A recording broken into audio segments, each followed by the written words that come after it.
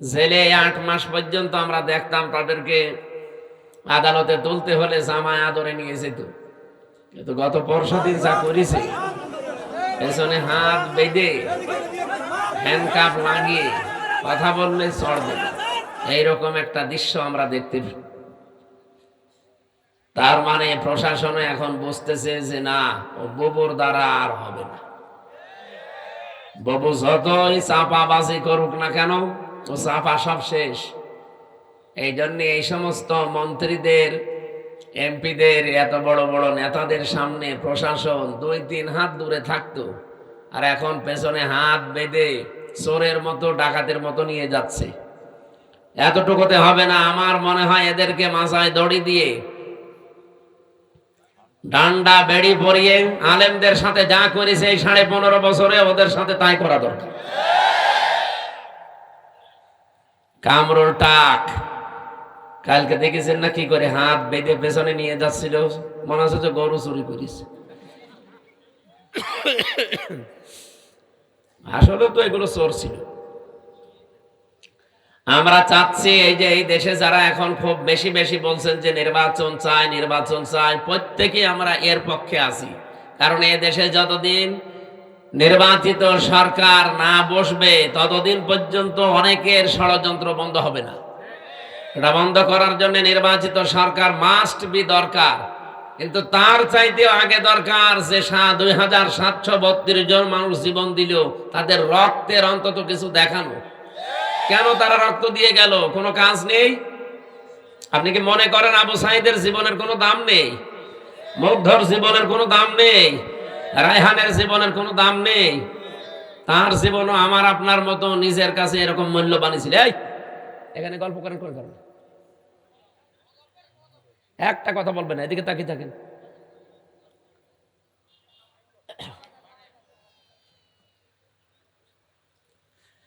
তারাও মূল্যবান ছিল, তাদের জীবনও তাদের কাছে আমাদের মতোই মূল্যবান ছিল। বসিয়ে দিন। সম্মানিত ভাইরা, আমরা চাচ্ছি সবচাইতে বেশি যে মানুষগুলো এই 15.5 বছরে পৃথিবীর নিকৃষ্ট মানুষ যে 6 জনের নাম বললাম, তার ভেতরে আর একজন যিনি পালিয়েছে উনি। আপনি এখন ইন্টারনেটে সার্চ দেন, 6 জনের নাম আসবে পৃথিবীতে নিকৃষ্ট মানুষ তারা। তার ভেতরে নরেন্দ্র মোদী একজন। আমি নাম নিলাম না, আমাদের দেশেরটা বদনাম হয়ে যাবে, এখন রেকর্ড হচ্ছে তো, ওইটাও একজন। মানুষ এত খারাপ হতে পারে আর এত নিচে নামতে পারে? কয়েকদিন আগে একটা ভিডিও ছেড়েছিল যে হ্যাঁ দেশের মানুষ তো আমারই গালি দেয়, আমারই দোষ, আমি সব একা খেয়েছি আর কেউ খায়নি, আমার ছোট বোন যে এত খাইলো তারে কিছু বলে না। এরপরে শব্দ আর বলা যাচ্ছে না। সবগুলো খালি খায় খায় পাঠিয়েছিল। আপনি কি করেছে দেশে? আমি কয়েকদিন আগে মালয়েশিয়া, সিঙ্গাপুর, থাইল্যান্ড এই দেশগুলোতে ছিলাম। এই শয়তানরা অধিকাংশ গুলো ওই দেশগুলোতে পালিয়েছে, কিন্তু ওই সাহেব পাড়া বানিয়েছে, থাকে না। সেকেন্ড হোম যেখানে, সেখানে তালা লাগানো, থাকে হচ্ছে হোটেলে। যে হোটেলে উঠে দেখি নিচে 2 জন বসে চা খাচ্ছে। কি গো হুজুর, আমরা আগেই পালিয়েছি। পালালেন কেন? এমন কাজ কেন করা লাগবে যে অন্তত চেয়ার শেষ হলে পালানো লাগে? আর আপনি পালিয়ে হোটেলে কয়দিন থাকবেন? আপনার না 620টা বাড়ি, একটা বাড়িতেও তো থাকতে পারেন না। আপনার মাথা খারাপ হয়ে যাওয়ার কথা না যে একটা লোক 620টা বাড়ি, ও এক একটা বাড়িতে যদি 1 বছর করেও থাকে।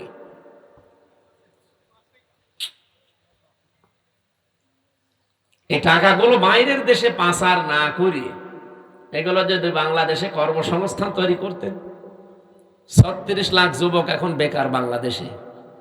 এই মানুষগুলো দেখলাম বাইরের দেশে যে রাস্তা ঝাড়ু দেয়, রুটি বানায়, থালা বাসন মাজে, পায়খানা সাফ করে।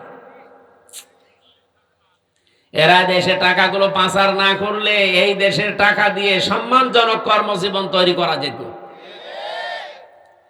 কিন্তু নিজের এখন আর ভোগ করতে পারছেন না। আমাদের কপালেও আপনারা আগুন লাগিয়ে গেলেন।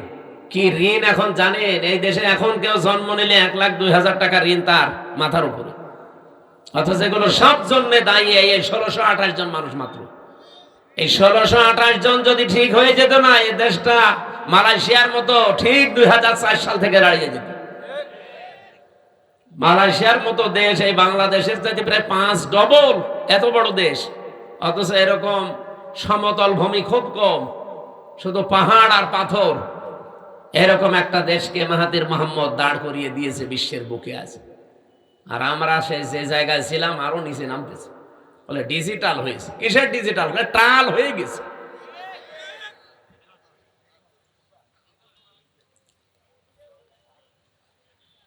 যারা আমরা চাই নির্বাচন কালকেই দিয়ে দেন, কিন্তু 1628 জনের একজনও চেয়ারে থাকা যাবে না। যারা জালেম ছিল, জালেমের দোসর ছিল, সবগুলো তাড়াতাড়ি নামিয়ে দেন, নতুন মানুষ ওখানে বসান। এই 15.5 বছরে যারা বৈষম্যের শিকার ছিল, এই মানুষগুলোকে নিয়ে সেখানে বসান। কালকে নির্বাচন দিয়ে দিন, কালকে সুষ্ঠু হবে। 1628 জন কারা? যারা এই 15.5 বছরে এই কাজ কারবার করেছিল। এই শুধু নাটোরের জেলার ডিসি গেছে কুষ্টিয়ায়, কুষ্টিয়ারটা এসেছে কুড়িগ্রাম, কুড়িগ্রামেরটা চট্টগ্রাম, এই পাল্টিয়েছে। এখনো পর্যন্ত জালেমদের যতগুলো বিচারপতি, জজ, সব তারাই আছে প্রায়।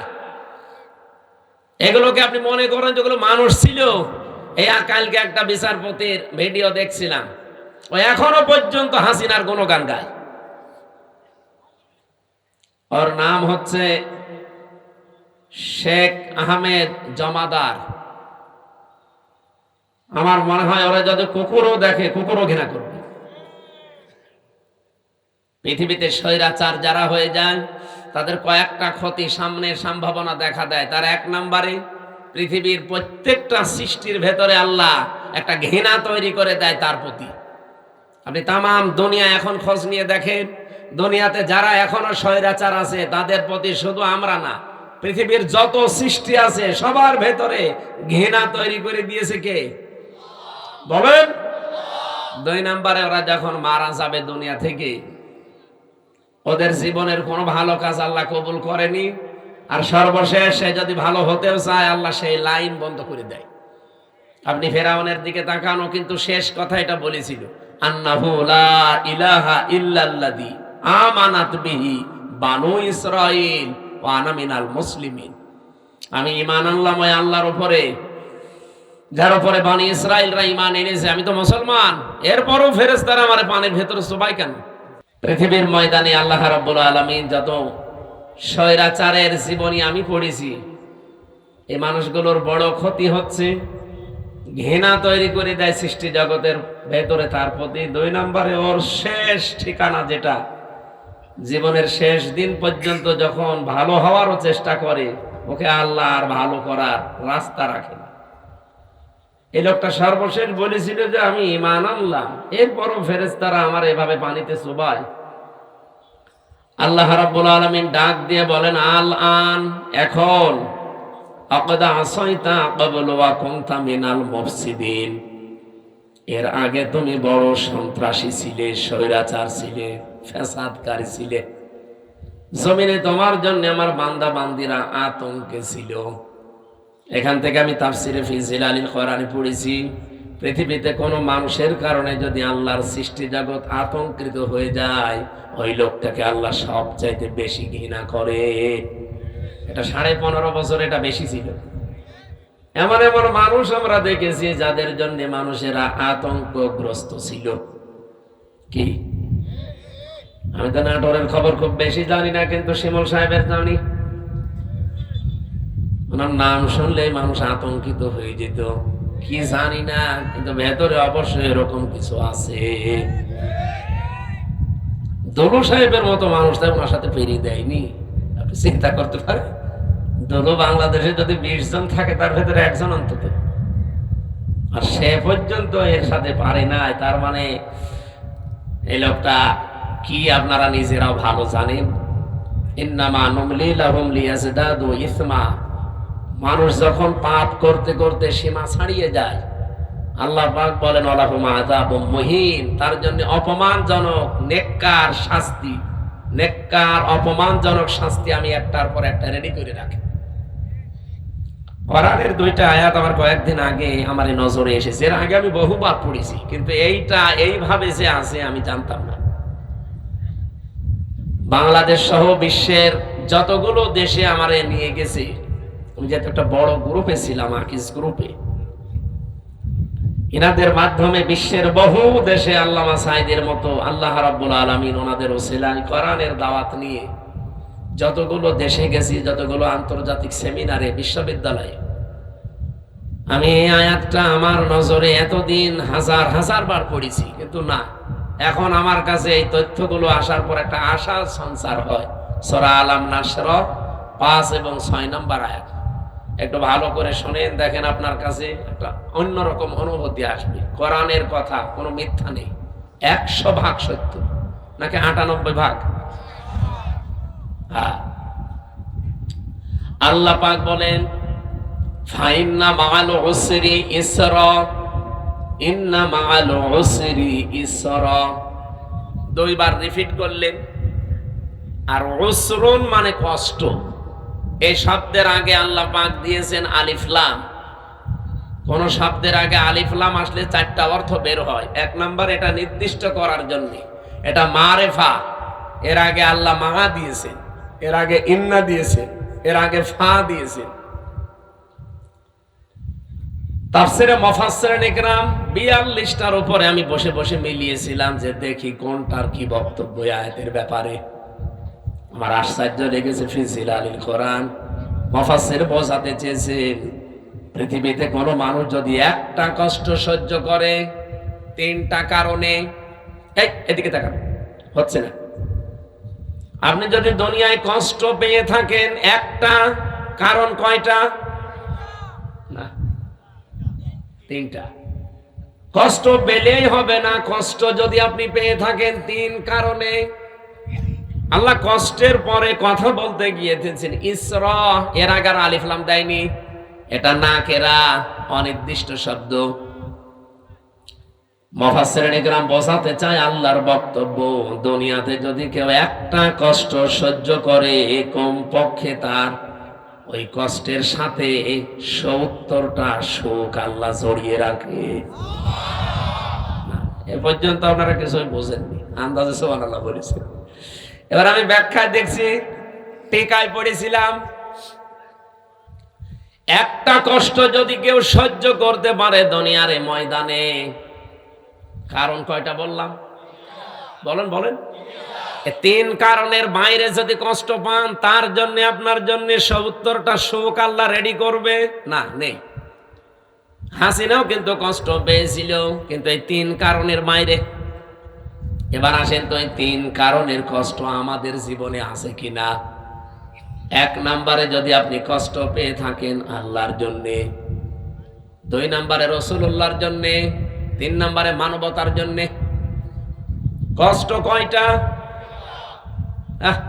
3টা বলেন কেন? 1টা। কারণ কয়টা? এই 3 কারণের ভেতরে যে কোনো এক কারণে যদি দুনিয়ায় কেউ একটা কষ্ট পেয়ে থাকে, আল্লাহ যেহেতু মার পরে আলিফ লাম দিয়ে নির্দিষ্ট করে দিয়েছেন কষ্ট একটা, কিন্তু ইসরাটা নির্দিষ্ট নেই। কমপক্ষে 10 থেকে 70টা পর্যন্ত সুখ, শান্তি, কল্যাণ দুনিয়া আখিরাত মিলিয়ে আল্লাহ তার সাথে জড়িয়ে রাখবে। আর 15.5 বছরে আমরা যারা সত্যিই কষ্ট পেয়েছি, কেউ আল্লাহর জন্য, কেউ রাসূলুল্লাহর জন্য, কেউ মানবতার জন্য। এই কথা বললেন না? অবশ্যই এই 3 কারণের বাইরে অনেকে কষ্ট পেয়েছে, তাদেরটা আমি তাফসিরে পড়ি নাই, এজন্য বাদ। 3 কারণের যে কোনো একটা কারণে যদি আপনি কষ্ট পেয়ে থাকেন, আল্লাহর কসম, কোরআনের আয়াত, আল্লাহ গ্যারান্টি দিয়েছেন মাআল উসরি ইসরা, অবশ্যই দুনিয়া আখিরাত মিলে আপনাকে 70টা সুখ, শান্তি ভোগ করাবে। শুধু করাবে না, শেষে হর্ষাই আছে, করাবে। এবার যেহেতু আয়াতটা রিপিট করেছেন আল্লাহ, সিস্টেম অপর পৃষ্ঠায় দেখুন, আল্লাহ পাক বলেন দুনিয়াতে কেউ যদি একটা সুখ পায়, আর ওই সুখটা যদি অবৈধ হয়, আবার বলছি, আপনি যদি একটা সুখ ভোগ করেন দুনিয়ায়, আর সুখটা যদি হয় অবৈধ, একটা সুখের কারণে কমপক্ষে ৭০টা দুঃখ, যন্ত্রণা, কষ্ট, অকল্যাণ আপনার সাথে আল্লাহ জড়িয়ে রাখবে। এবার আমি একটা একটা করে উদাহরণ বলছি। পৃথিবীতে অনেকেই কিন্তু সুখ পেয়েছে, অবৈধ সুখ, যেমন এই যে পরকীয়া প্রেম করে সুখ পায় না, না এই এলাকায় সব নেই? যারা পরকীয়া প্রেমে লিপ্ত আছেন, আপনিও সুখ পেয়েছেন, শান্তি পেয়েছেন। তাকান, ১ নম্বরে নবীজি বলেন, দুনিয়ার এই ময়দানে যেটা তোমার না, জোর করে যদি ওটা কেউ জোর জবরদস্তি করে দখল করে নেয়, 2টা শাস্তি তার জীবনে মাস্ট বি হবে। ১ নম্বরে ওই দিন থেকে ফালাইসা মিন্না, ও আমার উম্মত থেকে বের হয়ে গেছে। 2 নম্বরে ওয়ালিয়াতা বাব্বা মাকাদাহু মিনান নার। আল্লাহ পাক বলেন, নবীজি বলেন, এটা মুসলিম শরীফ যেহেতু নবীজির কথা, ও নিজের জায়গা যেন জাহান্নামে একটা লিখে বরাদ্দ করে রেখে দিয়েছে। হ্যাঁ, এখানে হাদিসের ব্যাখ্যায় মুহাদ্দিস যারা, তারা ব্যাখ্যা করতে গিয়ে দিয়েছেন, যে জিনিস আপনার না, ওইটা যদি আপনি আবার নিয়ে নেন, আপনার জন্য এই 2টা শাস্তি।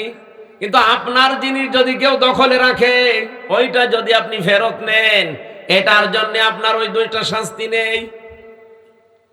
বোঝেননি? আমি জানি না। আপনার যে জিনিস দখল করে নিয়েছে একজন, আপনি যদি এখন কিছু পেয়ে ওইটা আবার নিজের আয়ত্তে নিয়ে নেন, আপনার জন্য হাদিসে বর্ণিত ওই 2টা শাস্তির একটাও হবে না। কিন্তু যে জিনিস আপনার না, জোর করে যদি আপনি নিজের দখলে দুনিয়ায় নিয়ে নেন, আপনি ওই দিন থেকে নবীর উম্মতের বাইরে চলে গেছেন। আপনি নামাজ পড়তে পারেন, রোজা রাখতে পারেন, হজ করতে পারেন, কিন্তু নবীর উম্মত আপনি আর নেই। হ্যাঁ, কিন্তু ওটা যদি আপনারই ছিল, দখল করেছিল একজন, সেটা আপনি আবার ফেরত পেয়েছেন, আপনার জন্য শাস্তি না। এই বাংলাদেশে অনেকের নামে আমরা দেখি, খালি চাঁদাবাজির কথা শুনলে, একজনের জিনিস নিয়ে নিয়ে, এটা শুনলে খালি এক দলের প্রতি আর এক দলের প্রতি এই যে কাদা ছোড়াছড়ি চলছে। আরে ভাই, আপনাকে আগে বাস্তবতা বোঝা লাগবে। যে লোকটার কাছ থেকে 15.5 বছরে আপনি কত কিছু নিয়েছেন, নিজের বিবেককে জিজ্ঞাসা করেন। এই মানুষগুলো যদি এখন সেগুলো ফেরত পায়, ফেরত নিয়ে নেয়, সে তো আর জোর জবরদস্তি করে নিয়ে তার নিজের জিনিস সে নিয়েছে। এরকম কিছু যদি হয়ে থাকে, তাহলে হাদিসের এই 2টা শাস্তি তার জন্য না। আমি আবার বলছি, আমি নিজে একজন ভিকটিম। এই 15.5 বছরের ভেতরে, বিশেষ করে 3 বছর জেলে থাকাকালীন, আমার বাবার বৈধ সম্পদ, এবং আমি চাকরি করতাম আকিস গ্রুপে, খতিব ছিলাম, সেখান থেকে তারা অবৈধভাবে বহু টাকা এমনিতেই নিয়েছিল। নাকি আমার কাছে টাকা পাইতো? বলেন। আমার ধরার পরে বলেছিল 50টা মামলা দেব, এক্ষুনি 10 লাখ টাকা দেওয়া লাগবে। বাবা তো গ্রাম্য মানুষ, জমি জায়গা বিক্রি করে যা তা করে ওরে 8 লাখ সঙ্গে সঙ্গে দিয়েছিল। ও শয়তান তারপরও আরেকটা মামলা দিয়েছে। এভাবে খ্যাপে খ্যাপে বাবার কাছ থেকে প্রায় 32 লাখ টাকা নিয়েছে। আকিস গ্রুপের কাছেও নিয়েছে প্রায় 30-32 লাখ। 3 বছরে বলেন তো, এত টাকা যারা নিল, ওই টাকার মালিক তো তারাই, আর ওগুলো বৈধ মালিক। এখন যদি ওই টাকাগুলো আমি ফেরত চাই, আমার অন্যায় হবে? কারণ জিনিস তো আমারই। আপনি তো জোর করে জবরদস্তি করে উল্টাপাল্টা মামলা দিয়ে টাকাগুলো নিলেন। এখন আপনার বিরুদ্ধে মামলা দিলে ওই টাকা যদি সরকার আমারে ফেরত দেয়, আমার দোষ কিসের? আমার জিনিস আমি ফেরত পেয়েছি। কয়েকদিন আগে যে সিরাজগঞ্জ গোল চত্বরে বসেছিলাম, তারেক জিয়া সাহেবের গ্রামে গিয়েছিলাম এক মাহফিলে, গাবতলী থানা না, ওই গ্রামে গিয়েছিলাম আগস্টের 5 তারিখের আগে। স্টেজ থেকে তাড়তে তাড়তে মাঠের ভেতরে ওসি সহ আমার প্রায় 1-1.5 কিলোমিটার দাঁড়িয়েছে, পা মা কেটে। ওই দিন আমার গাড়িটা ড্রাইভারটা ধরে আটকে রেখে দিয়েছিল। পরবর্তীতে যাদের পাঠালাম তাদের বলেছে টাকা দিতে বলেন। কিসের টাকা? দেওয়া লাগবে। 1,13,000 টাকা গুছিয়ে দিয়েছিলাম বিভিন্ন জায়গা থেকে। ওই দিন তো আমি নিজেই পালিয়ে বেড়াচ্ছি। মে মাসের মনে হয় শেষের দিকে হবে, আগস্টের 5 তারিখের পরে সেই দেশ পরিবর্তন হয়ে গেছে, ওর নামে বিভাগীয় মামলা হয়েছে। ওরে এখান থেকে পাঠিয়ে দিয়েছে কক্সবাজারের টেকনাফে। ওর বন্ধু এখানে চাকরি করে, আর একজন খোঁজ পেয়েছে যে আমার মাহফিল সিরাজগঞ্জে, ওই জায়গা থেকে চলে এসেছে। এসে আমি চা খাচ্ছিলাম, হঠাৎ করে এসে বলছো, হুজুর আসসালামু আলাইকুম, আমারে মাফ করে দেন। কে আপনি? বলছে আমি সে বসি আজাদ। আরে ভাই আপনারাই খুঁজছে, এদিকে আসেন। আমি আপনারাই খুঁজতেছি। আপনি যে বেকার আমার গাড়িটা আটক করে নিয়ে এতগুলো টাকা নিলেন, আর আমার যে তাড়া দিয়েছিলেন, আমার বিভাগীয় মামলা হয়েছে, আমার চাকরি মনে হয় থাকবে না, আমারে দিয়েছে সেই বান্ধব কি কক্সবাজারের টেকনাফে। আমি অনেক কষ্ট করে এসেছি আমার এই বন্ধুর মাধ্যমে খোঁজ নিয়ে, আপনি আমার মাফ করে দিয়েন। কোনো অনুষ্ঠানে যেন অন্তত আমার নামে কিছু বললেন না। আমি কিছু বলবো না, আগে টাকা ফেরত দেন। আচ্ছা টাকা নেই, টাকা নেই তো কিসের মাফ? 7 দিন সময় দিলাম, টাকা ফেরত দেওয়া লাগবে। আপনাদের নাটোরের সন্তান একজন ছিল আব্দুল বাড়ি রশিদি, এই যে সিংড়ায় বাড়ি, ওই ভাইয়ের গাড়ি আটকিয়েছিল। শেষ পর্যন্ত এখানে ডিস্টার্ব করা যাবে না, থাক এখানে দাঁড়িয়ে থাক ভাই, আপনি জানেন, আপনি এখানে এসে বসেন তো ভাই।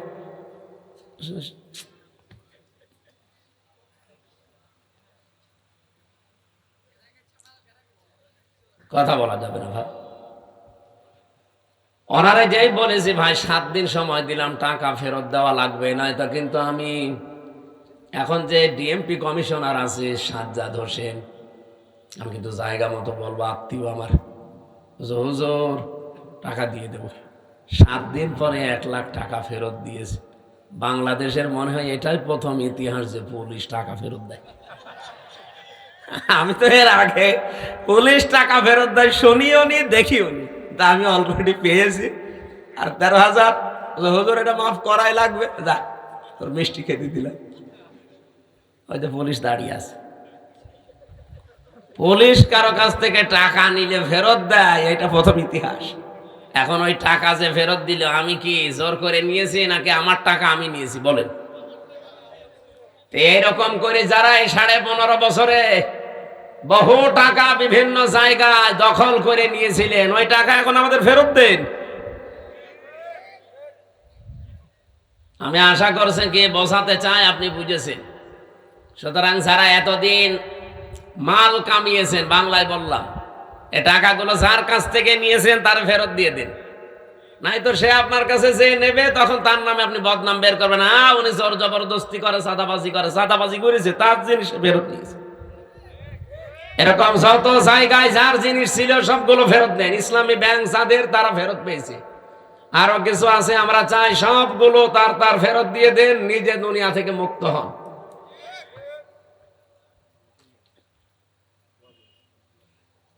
একজন ওসিকে পেয়েছিলাম জেলখানায়, আমি তো ফাঁসির কন্ডেম সেলে থাকতাম সব সময়। উনি আমার এসে একদিন বলছো, হুজুর আপনি তো তওবার কথা বলেন। আমি ওখানে ভেতরে ওই অক্তীয় নামাজ পড়াতাম, আমার পেছনে নামাজ পড়ার জন্য অনেকে আসতো।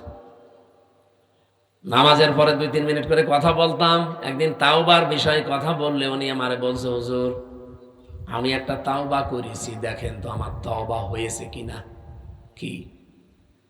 যে নির্বাচন গেল, আমি বাইরে ছিলাম, এখন আমার 8 বছর জেল, এটা হত্যা মামলার। আমি ওই সময় রাত 12টার পর থেকে আমার লোকজন নিয়ে ভোট কাটা আরম্ভ করেছিলাম। ফজরের আজান পর্যন্ত কাজ কাম করিয়ে সব জায়গা মতো পাঠিয়ে দিয়েছি। এরপরে গোসল করার পরে ওযু করে 2 রাকাত তাওবার নামাজ পড়ে বললাম, আস্তাগফিরুল্লাহ। আমার এই তওবা কি হয়েছে? না না, আপনার ইয়ার কি হয়েছে? এটা কি তওবা বলে? আপনি কি আল্লাহর কাছে দোষ করেছেন যে আস্তাগফিরুল্লাহ পড়ছেন? আপনি তো দোষ করেছেন হামজার কাছে। একটা এমপি বানাতে 3.5 লাখ 4 লাখ হামজা লাগে, হামজার বউ লাগে। এই কথা বলছেন না কেন? আপনি তাদেরটা নিজে সব একা দিয়ে দিলেন, আর এখন বলছেন আস্তাগফিরুল্লাহ। আপনার মাফ হতে পারে, তাওবা কবুল হতে পারে, যদি বের হওয়ার পর ওই 3.5 লাখ 4 লাখ হামজার বর কাছে যে বলবেন যে এই ভুল করে ফেলেছিলাম, আমারে মাফ করে দিন। তারা মন থেকে যদি বলে ঠিক আছে মাফ করে দিলাম, আপনি মাফ পাবেন। আর তারা যদি বলে না কিসের মাপ, আপনাকে আমরা থাপড়াবো, প্রত্যেকে একটা করে থাপ্পড় দেবো, তাই খাবেন। কি কথা বলছেন কেন? কারণ দুনিয়ায় বিচার যদি না হয়, কিয়ামতের দিন আল্লাহ নিজে বিচার করবে। কারণ আপনি যারা আল্লাহর হক নষ্ট করেননি, হক নষ্ট করেছেন, হক বলে বান্দার হক। কিন্তু আপনার জন্য আমার আফসোস, আপনি হয়তো 8 বছর জেল খাটার পরে বের হয়ে যাবেন, বের হয়ে দেখবেন অনেক হামসা দুনিয়া থেকে মারা গেছে। কি অনেক হামসার বউ দুনিয়ায় নেই, তারাও মারা গেছে। আপনি তাদের কাছে মাফ চাবেন কি করে? এটা আপনার জন্য সবচাইতে বড় ভয়ঙ্কর বিষয়। 15.5 বছরে যারা অবৈধ সুখ পেয়েছেন, একটা আপনার জন্য 70টা অপমান অপেক্ষা করছে। এই কথা বলে থাকেন, আমি এটা বানিয়ে বলছি। সূরা আলাম নাসরা 5 এবং 6 নম্বর আয়াত বাড়িতে মিলিয়ে দেখবেন এই কথাগুলো আছে। দুনিয়াতে যদি কেউ অবৈধ একটা সুখ ভোগ করে থাকেন, মাস্ট বি তার জীবনে কমপক্ষে 70টা অকল্যাণ, দুঃখ, কষ্ট আমার আল্লাহ এর সাথে সাথে রেডি করে রেখেছেন। এই জন্য আল্লাহ মার পরেই দিয়েছেন রসুল। আল্লাহ মাটা না দিলে অর্থ হয়ে যেত ইন্নাল উসরি ইসরা, অর্থ হয়ে যেত। কেন আল্লাহ ইন্নার পরে মা দিলেন? আমি চিন্তা ভাবনা করে কোরআন পড়ি, আন্দাজে কোনো বিষয় আমার ভেতরে যায় না, আমি পড়িও না ওইভাবে যে আমি পড়িয়েই যাব, আন্দাজে না, যে কোনো শব্দ নিয়ে আমি চেষ্টা করি এর একেবারে নিচে যাওয়ার। আমার এই ছোট্ট মাথার ভেতরে এখন এই গবেষণাটা এসেছে, দুনিয়ায় যদি কেউ একটা অবৈধ সুখ ভোগ করে থাকেন, আল্লাহ 5 দুনিয়া আখিরাত মিলে আপনাকে অপমান করবে কমপক্ষে 70টা। এতদিন যারা এগুলো ভোগ করেছেন, বলেন তো এই 15.5 বছরে যদি 50টা সুখ ভোগ করে থাকেন, তাহলে এক একটা 70টা হলে 50টা সুখ ভোগ করলে কতগুলো অপমান? হ্যাঁ, 350, 3,500, 3,500 দুঃখ, কষ্ট, অপমান ও কল্যাণ আপনার দুনিয়াতে আখেরাতে মিলে আল্লাহ দান করবে। তারপরে চট করে ঢুকে পড়বেন, অবশ্যই এখনই চট করে চলে আসবে। আরে ভাই, এতগুলো দুঃখ আপনি কে নেবে? আপনার কি, আপনার তো বাবা নেই, বাবা কি ভোগ করবে? আপনার জীবনে ভোগ করা লাগবে। এক একটা সুখ ভোগ করার কারণে কি সুখে ছিলেন এবার নিজে মিলান। 15.5 বছরে যারা সুখ পেয়েছেন, একটা অবৈধ সুখের কারণে 70টা করে কষ্ট আপনার পেছনে লেগে আছে। এই জন্য মা আছে, যারা আরবি গ্রামার বোঝোদের জিজ্ঞাসা করেন। আমি আবার বলছি, দুনিয়াতে সত্যি যদি আমরা কেউ আল্লাহর জন্য কষ্ট পেয়ে থাকি, মানবতার জন্য কষ্ট পেয়ে থাকি, রাসূলুল্লাহর জন্য কষ্ট পেয়ে থাকি, একটা কষ্টের জন্য কমপক্ষে দুনিয়া আখিরাতে 70টা সুখ আল্লাহ রেডি করে রেখেছে। এই জন্য আমরা আশায় বুক বাঁধি, যত কষ্ট এই দেশের মানুষেরা আল্লাহর জন্য, রাসূলুল্লাহর জন্য, ইসলামের জন্য, মানবতার জন্য সহ্য করেছি, আগামীর এই দেশ আমার আল্লাহ অবশ্যই অবশ্যই কোরআনের হাতে দেবেন। কোরআনে কারীম দিয়ে যদি এই দেশটা চলে, এর ভেতরে 500 আয়াত আছে শরীয়তের বিধান, 6,666টি আয়াতের মাত্র এই 500 বিধান যদি দেশে রাষ্ট্রীয়ভাবে কায়েম হয়ে যায়, আপনি দেখবেন এই দেশটা একটা মিনি জান্নাত হয়ে গেছে। মরণের পরে জান্নাত পাওয়া যাবে সেটা তো অনেক পরে।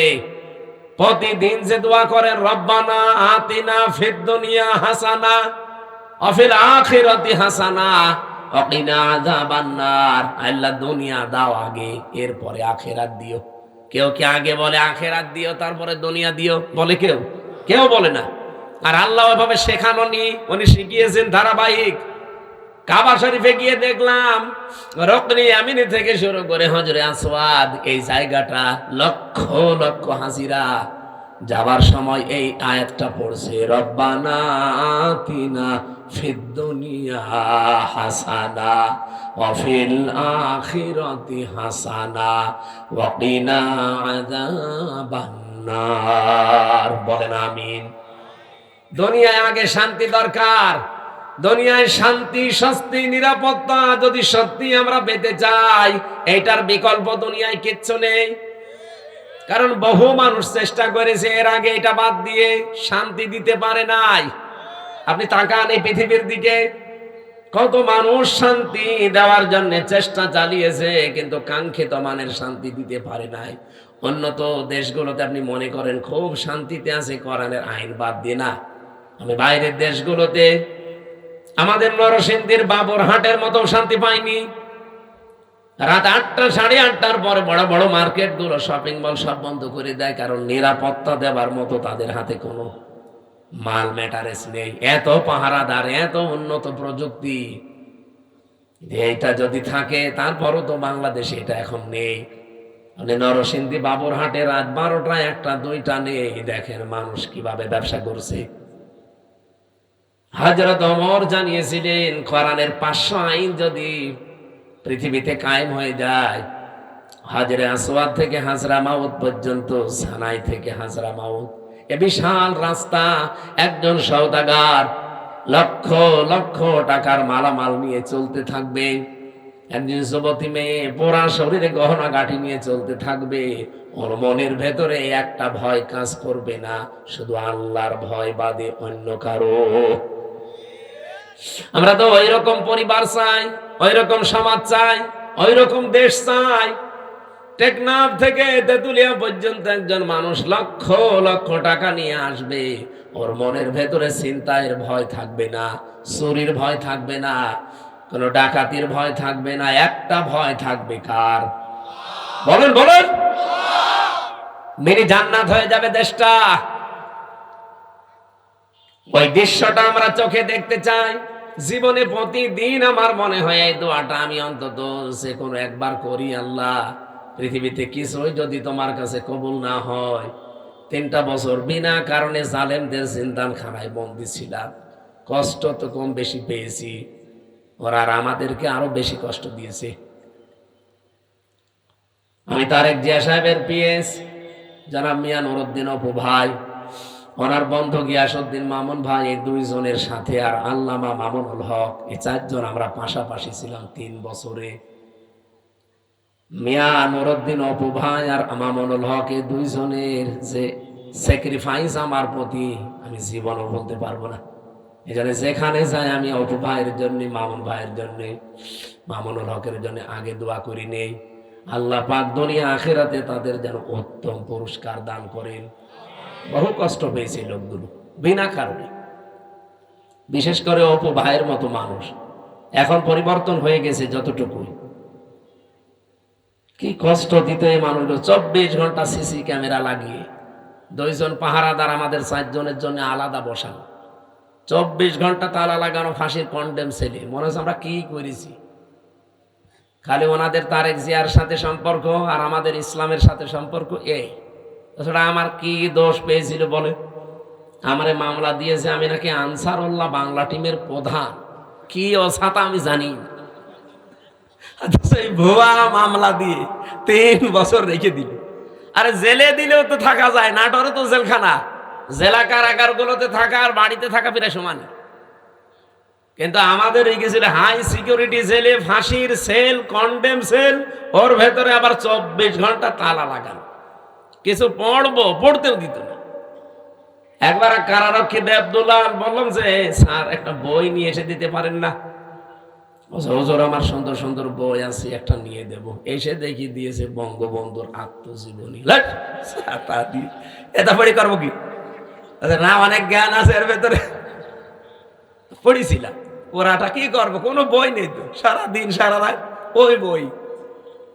কয়েকদিন পরে থেকে আবার দায়িত্বে এসেছে, বললাম যে ওই বই শেষ হয়ে গেছে, আর একটা ভালো বই নিয়ে এসে দেন। এবার নিয়ে এসে বঙ্গবন্ধুর ছেলেবেলা। আপনি আর বই পান না? বলছে ওখানে বঙ্গবন্ধু কর্নারে শুধু এই বই আছে। পরের দিন আর একটা বই দিল, বঙ্গবন্ধুর চীন সফর। রাগ করে বললাম আপনি আর কোনো বই নিয়ে আসবেন, আপনি যদি পারেন, হিন্দু মানুষ তো, আপনার কাছে তো বলে লাভ নেই, কোনো মুসলমান কারারক্ষী অন্তত দায়িত্বে আসুক। আশরাফুল বলে একজন আসলেন, ওর এখানে নাম লিখা, মনে করলাম যাক, এরা আর কিছু না, হালকা পাতলা ইমান তো আছে। বললাম যে ভাই আপনি একটু তাফসীর নিয়ে এসে দেন তো। সারাদিন এই বসে থাকা 24 ঘন্টা তালা লাগান, আপনি তো সূর্যের আলো নিতে দেন না। আল্লাহর ইশারা দুইটা তাফসীর নিয়ে এসেছে দেখি, ফিজিলালিল কোরআন আর তাফহিমুল কোরআন। এ পৃথিবীতে 42টার উপরে তাফসীর আছে, সবচাইতে বেশি আমি ভালোবাসি এই দুইটা তাফসীরকে, আর আল্লাহও মিলিয়ে দিয়েছে এই দুইটাই। ওখান থেকে বসে বসে যতগুলো বিষয় আমি নোট করেছিলাম, ওরা তো লিখতে দেয়নি ভালোভাবে, চুরি করে করে যা করেছিলাম ওইটা আজকের তেলাওয়াতকৃত আয়াতের ভেতরে হালকা আছে। আমরা এবার কোরআন থেকে আরম্ভ করি নাকি কষ্ট হয়ে যাচ্ছে, একটু বেশি সময় হয়ে গেল। জবান খুলে সূরা মুলকের 2 নাম্বার আয়াত, মাত্র একটা আয়াত পড়েছি। এ মাথার ভেতরে আয়াত নিয়ে যত কথা সাজানো আছে, সারা জীবন যদি বলা যায় তাও শেষ হবে না, এত কথা আছে আয়াত। আমরা তাফসীর আকারে পড়বো এবং তাফসীর আকারে বলবো ইনশাআল্লাহ। জবান খুলে কোরআনের সোনালী আয়াত পড়েন। আউযু বিল্লাহি মিনাশ শাইতানির রাজিম, বিসমিল্লাহির রহমানির রহিম।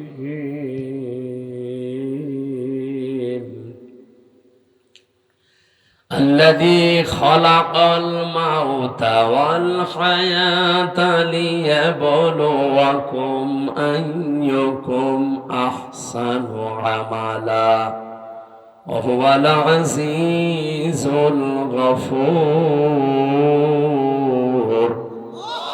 صدق الله العظيم। কোন সূরা জানো? মুলক। মুলক মানে রাজত্ব, মুলক মানে আমরা যাই ভাবি যাই করি না কেন, যাই চিন্তা ভাবনা আমাদের থাক, বিভিন্ন রাজনৈতিক দল করার কারণে আলাদা চিন্তা ভাবনা থাকতে পারে, কিন্তু রাজত্বের আসল মালিক কিন্তু আল্লাহ। এটা আপনাকে বিশ্বাস করা লাগবে। যদি এর ভেতরে অন্য কেউ ঢোকে আপনি মুশরিক। এক কথা বলছেন, রাজত্বের মালিককে ক্ষমতায় পৃথিবীতে কেউ দিতে পারবে না আপনাকে। ক্ষমতায় দিতে পারবে শুধুমাত্র আমার আল্লাহ। হ্যাঁ, আপনার যদি অন্য কোন বিশ্বাসের ভেতরে ঢোকে যে না আমেরিকা আমারে পারবে, ভারত আমারে পারবে, জনগণ আমারে পারবে, আল্লাহর কসম আপনার ঈমান শেষ, আপনি মুশরিক হয়ে গেছেন। কিয়ামতের দিন আমল লাখ লাখ যদি মানুষের কমও থাকে, কিন্তু ঈমানটা যদি তার নির্ভেজাল থাকে, আমার আল্লাহ তারে মাফ করে দেবে। আমল আপনি গাড়ি গাড়ি করেছেন, কিন্তু ঈমানের ভেতরে যদি ভেজাল থাকে, ওয়াকাদিমনা ইলা মা আমিলু মিন আমালিন ফাজআলনাহু হাবাআম মানসুরা। এই পৃথিবীতে কোন মানুষ যদি শিরিক যুক্ত আমল নিয়ে আল্লাহর কাছে হাজির হয়, যে এই দেখেন ওর আমলটা দেখার পরে আল্লাহ ধুলি কণার মতো ওর মুখের উপরে নিক্ষেপ করবে। আল্লাহর এক বান্দা আয়াতটা নিয়ে চিন্তা করছিলেন। এক বাজারে গেছে বাজার করার জন্য, হঠাৎ বাজারওয়ালা দোকানদারকে 100 টাকার একটা নোট দিয়ে বাজারগুলো সদাইগুলো দিয়ে দেন। অনেকটা এভাবে উলট পালট করে বলছে, হুজুরে টাকা চলে না, অচল টাকা। এর মাঝে যে একটা দাগ থাকার দরকার ওটা নেই, এটা জাল টাকা, ভেজাল, আপনি নিয়ে যান, অন্য সময় দিয়ে যাবেন। যেই বলেছে এটা জাল অচল, উনি সেন্সলেস হয়ে গেছে। লোকজন এসে বলেছে, দোকানদার এই লোকটাকে মেরেছেন। বলছে না, আগে ওর হুঁশ ফেরান। পানি দিয়ে বাতাস দিয়ে যখন হুঁশ ফিরিয়ে এসেছে, ওরে জিজ্ঞাসা করছে, ভাই আপনি অজ্ঞান হয়ে গেলেন কেন? লোকটা বলছে, দেখেন ওকে আমাকে কিচ্ছু বলে নাই, মারিও নাই, বকাবকিও করে নাই, শুধু টাকা দিয়েছিলাম। টাকাটা উলট পালট করে বলছে এটা জাল টাকা, অচল, চলে না। আমার জীবনে একটা ধাক্কা লেগেছে যে আমারও তো একটা টাকার নোট আছে, তার নাম হায়াত। তার নাম কি বলেন বলেন?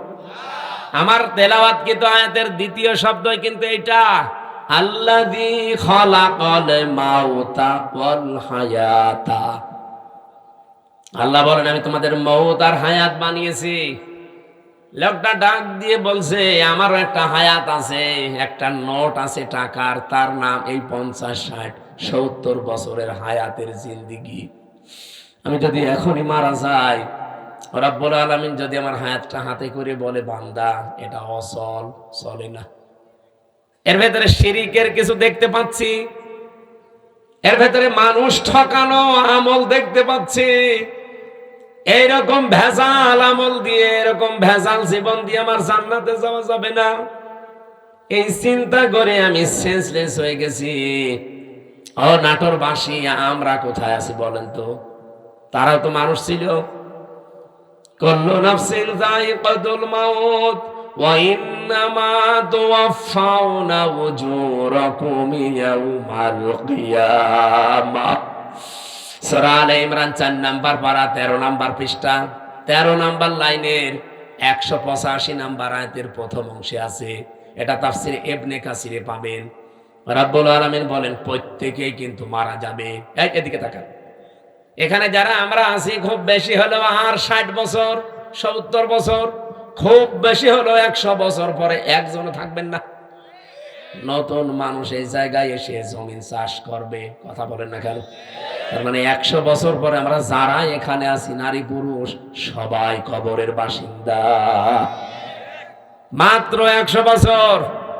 আর যদি 200 বছর পরে আপনি এই নাটোরের এই জাঠিয়ান এলাকায় এসে যদি বলেন এই বাড়ি আমার, ওই বাড়িতে ওই সময় যারা বসবাস করবে তারা আপনাকে চেনে না কি? আর আপনিও তাদেরকে চেনেন না, কিন্তু বাড়ি ঘর আপনার, আপনি চিনতে পারছেন। এখন এসে যদি বলেন এই বাড়ি আমার, আল্লাহর কসম আপনাকে ঢুকতে দেবে না। আমি আমার নিজেরটা বলছি। এই যে কোরআন আমার সামনে, আমি জেলখানায় গিয়ে এগুলো আরো বেশি উপলব্ধ করতে পেরেছি, কারণ একা একা থাকতাম। আমার বাবার নাম রিয়াজউদ্দিন, তার বাবার নাম জাহান আলী, তার বাবার নাম নমাজ আলী। এরপরে আমি আর চিনি না, সত্যি কথা বলছি। এরপরে পুরুষ আমি আর চিনি না। আর আমি নমাজ আলীকে দেখি নাই, আমি জাহান আলী পর্যন্ত দেখেছি।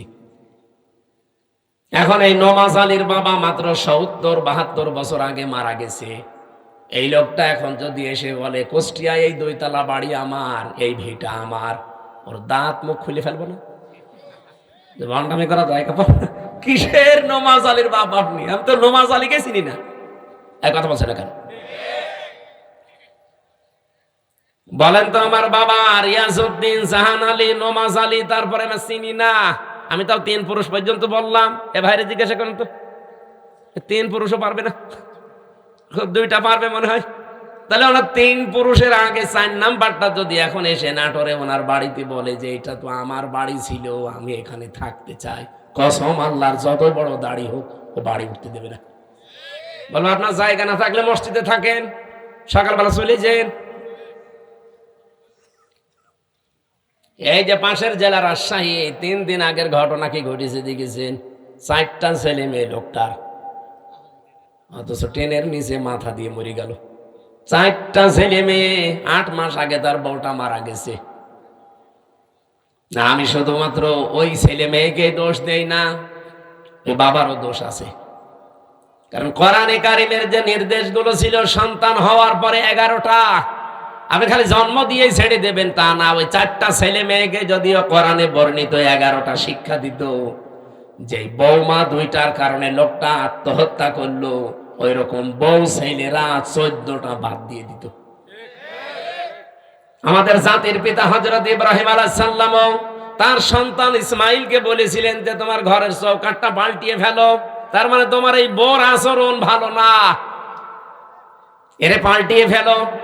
উনি কিন্তু বুঝে ফেলেছিলেন যে বাবার মনে দুঃখ দিয়েছে। এই জন্য এখানে একটা মাসলা বের হয়, আপনার বাবা যদি ইসলামী কোনো কারণে আপনার বউ বাদ দিয়ে দিতে বলে, বাবার কথা অনুযায়ী বউ বাদ দেওয়া জায়েজ আছে, কিন্তু 4 কারণে। আপনি বাবা ওই যে যৌতুকের টাকা পাইনি এই জন্য বাদ দিতে বলছে, ওই রকম বাবার কথা মানা যাবে না। এরকম বাবা আছে না, যে চাহিদা ছিল সে পর্যন্ত হয়তো পূরণ করতে পারেনি। এমনকি অনেকে এই যে বরযাত্রী নিয়ে যাওয়ার সময় ছেলের বাবা এই কথা বলে যে বিয়ায় আমি কিচ্ছু চাই না, শুধু 500 লোক খাওয়াবেন। আপনি কি ফকির নাকি? আর বরযাত্রী যাওয়ার এই সিস্টেমটা বন্ধ করা দরকার। এটা ইসলাম না, এটা হিন্দুদের কালচার। কোথায় পেয়েছেন এই সিস্টেম? বরযাত্রী ইসলামে আছে, ইসলামে আছে অলিমা। অলিমা ছেলের বাড়ি হয় না মেয়ের বাড়ি হয়? আর যে বরযাত্রী কোন বাড়ি? কোথায় পেয়েছেন ভণ্ডামি? এটা বাদ দেওয়া লাগবে আজকে।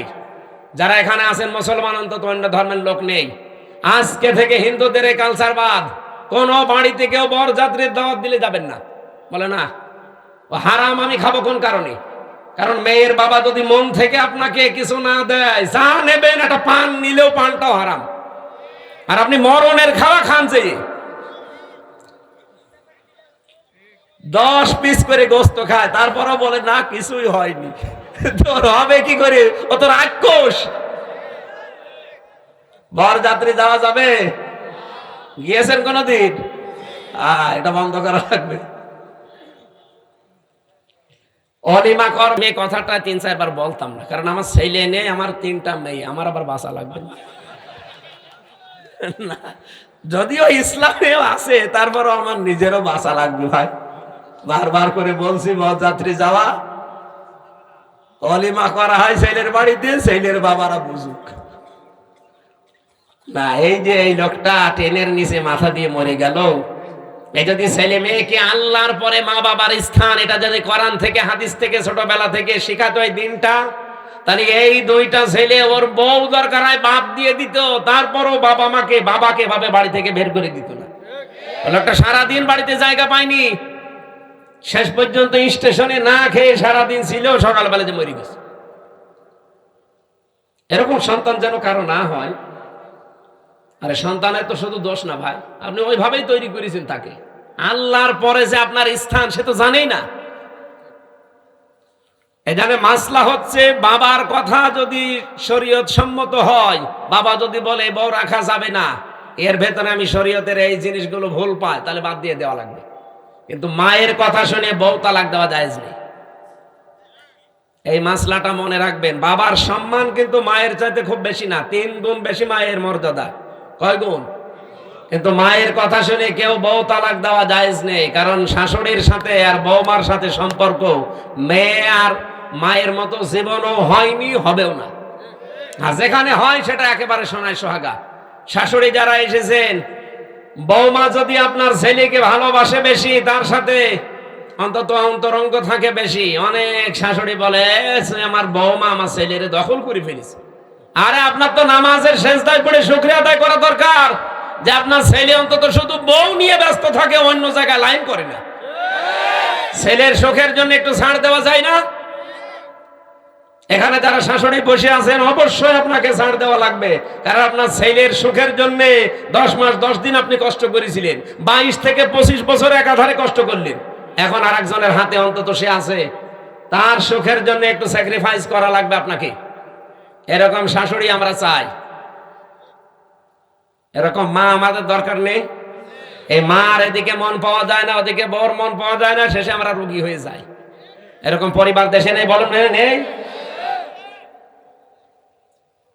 না। সম্মানিতা শাশুড়ি যারা আছেন, আপনাদের আমি হাতে পায়ে ধরে বলছি, আপনার বৌমার সাথে আপনি মেয়ের মতো ব্যবহার করেন। পরিবারে হালকা শান্তি আনতে হলে এটা আপনার লাগবে। খালি খাই নাই এ করে করে এই যে অশান্তি তৈরি করে রাখেন ছোটখাটো জিনিস নিয়ে।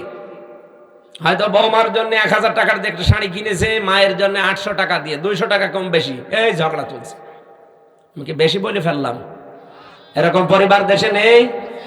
আপনি মনটা উদার করতে পারেন না যে আমি তো সারা জীবন অন্তত ভোগ করেছি, এখন যুবতী মেয়ে ওরা করুক।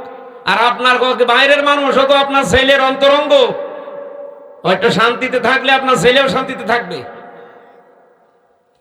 বহু পরিবার এরকম অশান্তি দেখি শুধুমাত্র এই শাশুড়ির ছোট মনের কারণে। নাকি নাটোরে আমার মনে হয় বেশি বলা হয়ে গেল। আছে এরকম মানুষ, আমি জানি। সম্মানিতা মা বোন যারা এসেছেন, বিশেষ করে পুত্রবধূ, আপনি আর 100 বছর পরে বললাম তো থাকবেন না। আল্লাহর কসম, দুনিয়া যেহেতু থাকার জায়গা না, শাশুড়িকে নিজের মায়ের মতো ভাবতে শুরু করেন আজকে থেকে। এত মুরব্বী মানুষের কিছু উল্টা পাল্টা হতেও পারে। নিজের মা বাবা ভুল করলে তো মাফ করে দেন। আর অন্যের মা এখন মনে করছেন শাশুড়ি তো আমার মা না, কিছু হলে স্বামীর কানে তুলে দেন, তার মনটাও তো খারাপ হয়ে যায়। আর আমি নিজে একজন স্বামী, যত স্বামী এখানে বসে আছে প্রত্যেক স্বামীর পক্ষ নিয়ে বলতে পারি, আপনি যদি সত্যি আমার মন চান, আমার মাকে বাবাকে নিজের মা বাবার মতো আপনাকে মনে করা লাগবে। নাই তোর জীবনও আপনি আমার মন পাবেন না। হয়তো উপরে উপরে আপনাকে ভালোবাসবো আমার ছেলে মেয়ের কারণে, কিন্তু জীবনও আপনি আমার মন পাবেন না। আশা করছি এটা একটু ছাড় দেবেন। নিজের মা বাবার মতো আপনি মনে করে দেখেন, দেখেন পরিবারটা একটা মিনি জান্নাত হয়ে যাবে। বিশ্বনবী জানিয়েছেন, পরিবার যখন কোন স্ত্রী লোক মারা যায় এ অবস্থায় যে তার স্বামী তাকে দেখে বলে যে না, আমার বউ কিন্তু সত্যি আমার মন মতো ছিল। নবীজি বলেন, এই স্বামী স্ত্রীর লাশ দেখে যদি গ্যারান্টি দিতে পারে ওই স্ত্রী জান্নাতি। নামাজ পড়ে নাই, রোজা রাখে নাই, পর্দা করে নাই, কথাগুলো এখানে নেই। খাদিজাতুল কুবরার পুরা জীবনী পড়লাম, জীবনে এক ওয়াক্ত নামাজ পড়েননি, একটা রোজা রাখেননি, জীবনে একদিনের জন্য পর্দায় থাকেননি, জীবনে একটা হজও করেননি, একটা টাকা যাকাতও দেননি। কিন্তু তাকে আমার আল্লাহ নিজে সালাম পাঠিয়েছেন। এই একজন মাত্র মহিলা পৃথিবীতে যাকে আল্লাহ নিজে সালাম দিয়েছেন, আর নিজে জান্নাতে ঘর বানিয়ে তার জন্য সুসংবাদ পাঠিয়েছেন এই একটা মাত্র মহিলা। অথচ জীবনে কোনোদিন নামাজে এক ওয়াক্ত পড়েননি, একটা রোজা রাখেননি, জীবনে একদিনের জন্য পর্দায় ছিলেন না। কারণ কি? কারণ এগুলো সব নাজিল হয়েছিল তার ইন্তেকালের পরে। কথা বোঝেন? এই বিধানগুলো সব নাজিল হয়েছিল তার ইন্তেকালের পরে, এজন্য উনি করতে পারেননি। কিন্তু আল্লাহ তাকে সালাম দিয়েছেন এবং ঘর জান্নাতে বানিয়ে আলাদা তার জন্য পাঠিয়েছেন। এমন একটা ঘর খাদিজার জন্য আল্লাহ বানিয়ে রাখলেন যে ঘরের ভেতরে কোনো নয়েজ নেই, কোনো আওয়াজ নেই, গোলমাল মুক্ত। তার জীবনী পড়তে গিয়ে আমি ব্যাখ্যায় পেয়েছি এটা একটাই মাত্র কারণ। কি? একটাই মাত্র কারণ, হযরতে খাদিজাকে আল্লাহ জান্নাত দেওয়া, সালাম দেওয়া, যে জীবনে কোনোদিন তিনি স্বামীর মনে একদিনের জন্য দুঃখ দেয়নি। স্বামী যখন বাইরে থেকে আসতো ঘরটা নয়েজ মুক্ত রাখতেন, আওয়াজ মুক্ত রাখতেন, একটা নির্মল শান্ত পরিবেশ তৈরি করে দিতেন ঘরটায়, মনে হচ্ছে বাইরে থেকে এসে জান্নাতে আছে। আল্লাহ এত খুশি হয়েছিলেন স্বামীর এই আচরণটায়, নিজে সালাম তো পাঠিয়েছেন, আবার জান্নাতে ওরকম একটা আলাদা ঘর বানিয়ে সুসংবাদ পর্যন্ত দিয়েছে। আমি নিজে স্বামী সহ যত স্বামী এখানে বসে আছি, আমি গ্যারান্টি দিয়ে বলতে পারি, একটা স্বামী এখন হাত তুলতে পারবেন যে জীবনে কোনো দিন একদিনের জন্য আমার স্ত্রী আমাকে একটা দুঃখ দেয়নি? হাত তোলেন তো। নেই।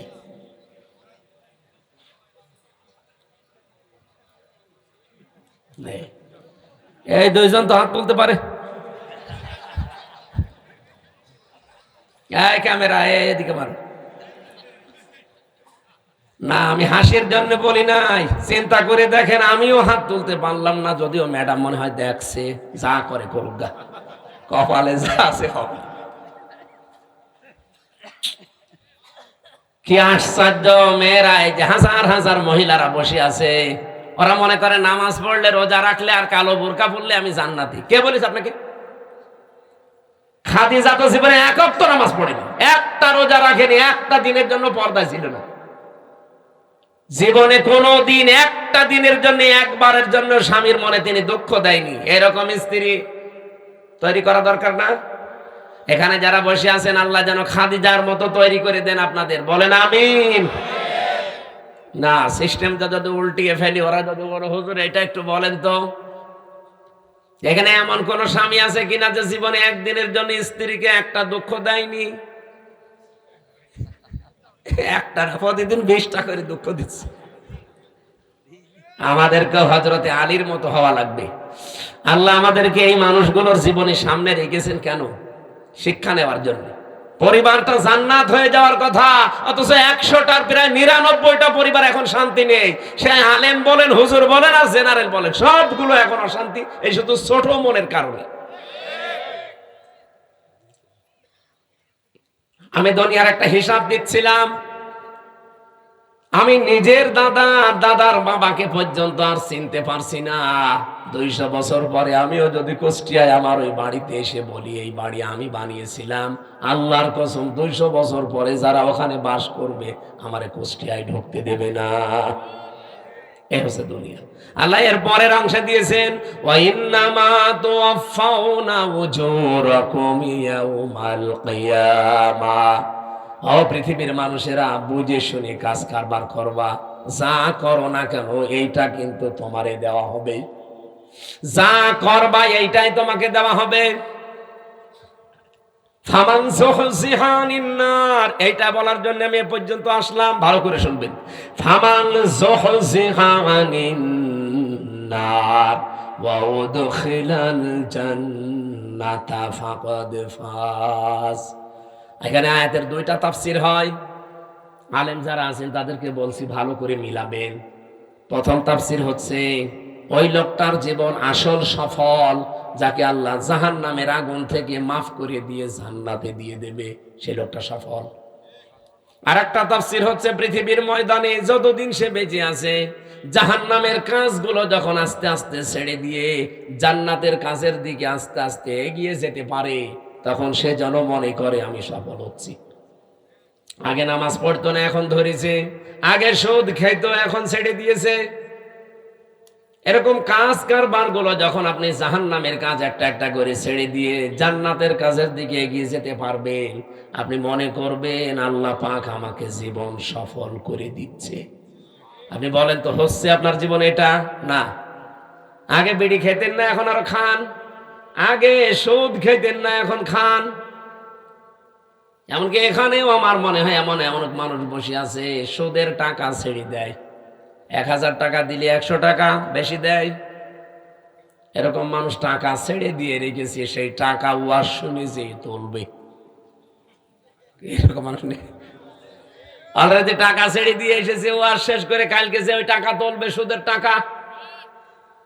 নাকি এলাকা এখনো শুরু হয়নি? তা কারা কারা সুদের টাকা ছেড়ে দেবেন হাত তোলেন তো। একজু তা দাঁড়িয়ে লাভ মানুষ। আপনি কয় টাকা ছেড়েছেন? না, যারা এগুলো ছেড়েছেন আপনি না খেয়ে মরে যান ভাই। সুদের টাকা খাওয়া আর মায়ের সাথে জেনা করার সমান। আরো জোরে বলেন নাউযুবিল্লাহি মিন যালিকা। আল্লাহ আমাদের হেফাজত করুন, আমিন। আমাল হায়াতুদ দুনিয়া ইল্লা মাতাউল গুরুর। আল্লাহ বলেন পৃথিবীর এই জমিনটা, পুরা জীবনটাই ধোঁকা, এটা পুরাটা খেল তামাশা, এটা প্রতারণা ছাড়া দুনিয়ার মানুষ কিচ্ছু না। এখনো টের পাচ্ছ না? আমি হামজা যদি এখনই এই অবস্থায় মরে যাই, আপনারা হয়তো খবর পাঠিয়ে দেবেন বাড়িতে যে হামজা মারা গেছে। আমার স্ত্রী, আমার ম্যাডামে কাঁদতে কাঁদতে বেহুশ হয়ে যাবে, আমি জানি, এত ভালোবাসি। হয়তো 2, 3 দিন, 5 দিন, 7 দিন খাওয়া দাওয়া হাফ হয়ে যাবে, খেয়ে না খেয়ে পার করবে। 4 মাস 10 দিনের ভেতরে দেখবেন সব স্বাভাবিক হয়ে গেছে। কি তাহলে আমার নিজের একা না, প্রত্যেকের জীবনে এটা 4 মাস 10 দিনের ভেতরে ঠিক আমার শ্বশুর ম্যাডামরে নিয়ে অন্য জায়গায় বিয়ে দিয়ে দেবে। কি মাত্র 4-5 দিন সংসার করার পরে ওর বাবার কল দিয়ে বলবে, আব্বা হামজা তো আর কি ছিল, এখন যেটা দিয়েছে এটা 100 গুণ ভালো। এই হচ্ছে দুনিয়া। আল্লাহ এটা আমাদের বুঝিয়েছেন যে আমাল হায়াতুদ দুনিয়া ইল্লা মাতাউল গুরুর। যে হায়াত শব্দটা আছে না, এইটার ব্যাখ্যা করার জন্য আমি আয়াত পড়লাম। আপনাদের কষ্ট হচ্ছে নাকি ভাই? আর আধা ঘন্টা থাকা যাবে না? অনেক ব্যস্ত মানুষ আছে তো, এই জন্য আমি তাড়াতাড়ি করছি, এরা আবার চলে যাবে তো। আমার ভাইরা, আল্লাহ রাব্বুল আলামিন শুরু করলেন, আয়াতের শুরু থেকে দেখবেন আল্লাযী খালাকাল মাউতা ওয়াল হায়াতা। আমি এমন আল্লাহ কি তোমাদের মউত আর হায়াত আমি বানিয়েছি। এবার চিন্তা করেন, আল্লাহ আয়াত শুরু করার আগে কিন্তু হায়াত আগে দেননি, আগে দিয়েছেন মউত। কি দিয়েছেন? মুফাসসিররা তাফসীর করতে গিয়ে লিখেছেন, আল্লাহ পাক মানুষকে জানাতে চেয়েছেন, পৃথিবীর মানুষেরা পৃথিবীর যত উপরে ওঠো না কেন, এই কথা সব সময় মনে রাখবা যে আমার মরা লাগবে। কি করা লাগবে? আমি প্রধানমন্ত্রী না, আমি সারা পৃথিবীর যদি মডেল হয়ে যাই, এই চিন্তা সব সময় পেছনে রাখবা যে আমার মরা লাগবে। তাহলে দুনিয়ার জীবনটা পরিচ্ছন্ন থাকবে তোমার। মৃত্যুটা এত কঠিন বিষয়, এই পৃথিবীর কোন মানুষকে যেহেতু ছাড়েন নাই, শ্রেষ্ঠ মানুষের নাম আমরা জানি মুহাম্মাদুর রাসূলুল্লাহ, তাকে পর্যন্ত মরণ ছেড়েছে। তাকে কিন্তু অফার দিয়েছিল আজরাইল এসে যে যতদিন থাকতে চান আপনি থাকতে পারবেন দুনিয়ার হায়াতে, এরপরে যখন আপনার ইচ্ছা হবে তখন আপনাকে আমি নিয়ে যাব। নবীজি জিজ্ঞাসা করলেন, ভাই আজরাইল, যদি আমি সত্যি থাকতে চাই কতদিন? যতদিন ইচ্ছা পারবেন, তারপরে মরা লাগবে। কারণ কুল্লু নাফসিন যায়িকাতুল মাউত, এটা সবার জন্য। বিশ্ব নবী তখন ডাক দিয়ে বলেন, ফেরেশতা, মরা যদি লাগে তখন এই নশ্বর দুনিয়ায় আমি আর থাকতে চাই না, আমার মাবুদের কাছে আমারে নিয়ে চলো। হযরতে আজরাইল নিজে বর্ণনা করেন যে আমি শুধুমাত্র তার বুকের উপরে হাতটা রেখেছিলাম, বিশ্ব নবী মুহাম্মদুর রাসূলুল্লাহ চিৎকার দিয়ে বললেন, হাত সরাও। হাতটা সরিয়ে ফেলেছি। ফেরেশতা বলে, হুজুর, আমি আজ পর্যন্ত পৃথিবীতে কারো কাছে জান কবজের অনুমতি চাইনি, আজকেই প্রথম। আপনি হাত সরাতে বললেন, আমি কিন্তু জানি আল্লাহর পরে আপনার স্থান। এত আসানে এত সহজে দুনিয়ায় কাউকে আমি কবজ করি নাই, যত আসানে শুধু হাতটা রেখেছিলাম। নবীজি বলেন, আজরাইল, এটাই যদি তোমার হাত রাখা হয়, মনে হচ্ছে উহুদ পাহাড় আমার বুকের উপরে রেখে দিয়েছে। আমি মুহাম্মদের শরীরে পৃথিবীর মানুষের তুলনায় ৭০ জন মানুষের শক্তি আমার শরীরে। এত শক্তি আল্লাহ আমার এই শরীরে দেওয়ার পরে তোমার হাত রাখলে যদি আমি হাত সরাতে বাধ্য করতে পারি, যে আমার আর সহ্য হয় না, উহুদ পাহাড় মনে হচ্ছে। আমার গুনাহগার উম্মত যারা দুর্বল, এদের কি আচরণ করবা? যত কষ্ট আছে দুনিয়াতে মরণের, সব আমার বুকের উপরে আজকে দাও। আমার এতিম উম্মত যারা আমার পরে দুনিয়ায় থাকবে, এদের মরণে এত কষ্ট দিও না। হযরতে আজরাইল ওই দিন একটা গ্যারান্টি দিয়েছিলেন, নবী আপনি চিন্তা করবেন না, আপনার উম্মত যদি পৃথিবীতে কোরআনে কারীমের সূরা বাকারার 255 নাম্বার আয়াত, যেটা আয়াতুল কুরসি, এখানে 10টা ক্ষমতার কথা আছে আল্লাহর। আমি এমনিতে এটা সূরা মুলক পড়ি নাই। মুলক মানে ক্ষমতা, মুলক মানে রাজত্ব। এখানে 10টা বিষয় আছে। এই 10টা বিষয় যদি কোনো মানুষ নিজে পড়তে পারে ফরজ নামাজের পর, আর এই 10টা বিষয় যদি তার প্র্যাকটিক্যাল লাইফে আমল থাকে, এর উপরে যদি জীবন চালাতে পারে, আমি ফেরেশতা গ্যারান্টি দিলাম, মায়ের স্তনে মুখ লাগিয়ে মানুষ যেভাবে ঘুমিয়ে যায়, ঠিক ওইভাবেই সে ঘুমিয়ে যাবে। এরকম মরণ আমাদের দরকার নেই, বলেন? আয়াতুল কুরসিটার আমল চালাবেন, আর আপনি দেখবেন এর ভেতরে কি আছে। আমার যদি আয়াতুল কুরসির আলোচনা আজকে থাকতো, এই 10টা বিষয়ের ক্ষমতার বিস্তারিত বর্ণনা বলতাম। শুধু হাদিসটা বললাম, ফরজ নামাজের পরে সালাম ফিরিয়েই পড়বেন, আস্তাগফিরুল্লাহ, আস্তাগফিরুল্লাহ, আস্তাগফিরুল্লাহ 3 বার, আল্লাহু আকবার 3 বার, আল্লাহুম্মা আনতাস সালাম ওয়া মিনকাস সালাম, এটা একবার। আর আয়াতুল কুরসি কিছু না পড়লেও এগুলো মাস্ট বি পড়বেনই।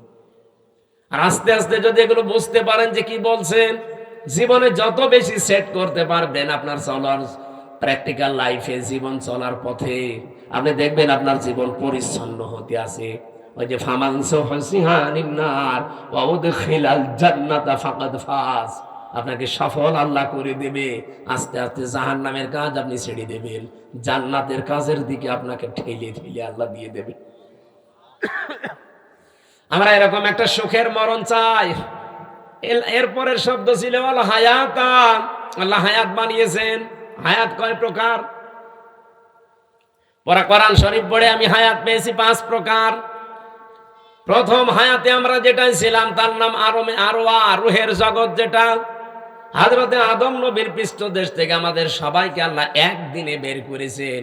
এই জন্য পৃথিবীর প্রতিটি মানুষের হায়াত সমান। এখানে এই তথ্য জানেন না অনেকে। দুনিয়ায় যত মানুষের আগে এসেছে, যত মানুষ এখন আছে, কিয়ামত পর্যন্ত যারা আসবে, সবার হায়াত সমান। এদিকে তাকান, সবার হায়াত সমান। আমি আপনাকে একেবারে শেষ পর্যন্ত মিলিয়ে দেব। আদম আলাইহিস সালামের পর থেকে দুনিয়ায় যারা এসেছে, তারা 1000 বছর, 950 বছর এরকম হায়াত পেত। তারা ওই সময় থেকে চলে গেছে। এরপরে যারা আস্তে আস্তে সিরিয়ালে আসছে, 150 বছর, 200 বছর, 50, 60 বছর পরে পরে চলে যায়, নতুন মানুষ আসে। এই যারা চলে গেল ওরা কোথায় যাচ্ছে? এই যে হায়াত 5 প্রকার বললাম কেন? আল্লাহ পাক প্রথম হায়াত দিয়েছে আলমে আরওয়া, যেটা আমরা সবাই একসাথে ছিলাম। দ্বিতীয় হায়াতের নাম হচ্ছে আলমে বুতুন, যেটা মায়ের পেটে থাকা লাগে নির্ধারিত সময়, সর্বনিম্ন থাকা লাগে 6 মাস, সর্বোর্ধ্বে 10 মাস 10 দিন, ওটা একটা নির্ধারিত পিরায়। এরপরে আর একটা হায়াত আছে, তার নাম আলমে দুনিয়া, যেটা আমরা আছি এখন। এরপরে সামনে আরো 2টা বাকি আছে। একটা হচ্ছে আলমে বারজাখ, যেটা কবরের জগৎ বলে। অমিউ ওয়ারাইহিম বারজাখুন ইলা ইয়াউমি ইউবাআসুন। তোমাদের এরপরে একটা পর্দার আড়ালের জগৎ আসতেছে, তার নাম বারজাখ, কবর। এরপরে তোমাদের ওঠা লাগবে আলমে আখেরাত, আখেরাতের জগতে। কয়টা পেলাম জগৎ? বলেন বলেন। একটা অলরেডি পার হয়ে গেছে নাকি? 2টা পার হয়ে গেছে, একটা আলমে আরওয়া আর একটা আলমে বুতুন, মায়ের পেট। সামনে আর 2টা বাকি আছে, মাঝখানেরটায় আছি। আরে আগে 2টা গেলে পরে 2টা থাকলে মাঝখানেরটায় থাকা যায় না। এবার একেবারে কিয়ামতের আগের 5 দিন আগে যে লোকটা আসবে দুনিয়ায়, সেও তো মারা যাবে। কথা বলে না কেন? আদম নবীর পরে যে লোকটা দুনিয়ায় এসেছিল, সে 900 বছর মনে করেন ছিল। এই 900 বছর পরেই তো এখন তার আলমে বারজাখ শুরু হয়ে গেছে, কবরের জগৎ। আর কিয়ামতের 5 দিন আগে যে লোকটা আসবে, সেও তো কবরে 5 দিন থাকবে। এই যে আমি হায়াত সমান বললাম প্রত্যেকের, কেন বলেছি জানেন? আমরা তো সবাই একদিনেই আদমের পেট থেকে বের হয়েছিলাম, কিন্তু আগে পরে আসার কারণে প্রত্যেকের কবরের জগৎ কিন্তু একই। হয়তো তারা আগে পাল্টিয়েছে, আমরা পরে আসতেছি। আমরা চলে যাওয়ার পরে যারা আসবে, ওরা তো এখন ওই রকম কবরের জগতে আছে। বারজাখুন মানে কি? এই পর্দার আড়াল, এই যে পর্দা দেওয়া আছে, এর পেছনে যারা আছে, ওরা সিরিয়াল করে আসবে, আমরা ওখানে চলে যাব। তাহলে পৃথিবীতে যত মানুষ এসেছে আসবে, এখন আছি, সবার হায়াত কিন্তু সমান। হয়তো দুনিয়ার হায়াতে একটু কম বেশি হয়, তাও 5 বছর, কেউ 10 বছর, কেউ 50-100 বছর। কিন্তু আলমে আখেরাতের যে জগৎ, বারজাখের জগৎ, আলমে যেটা ওই যে কি আরওয়ার জগৎ, রুহের জগৎ, এগুলো সবার জন্য সমান।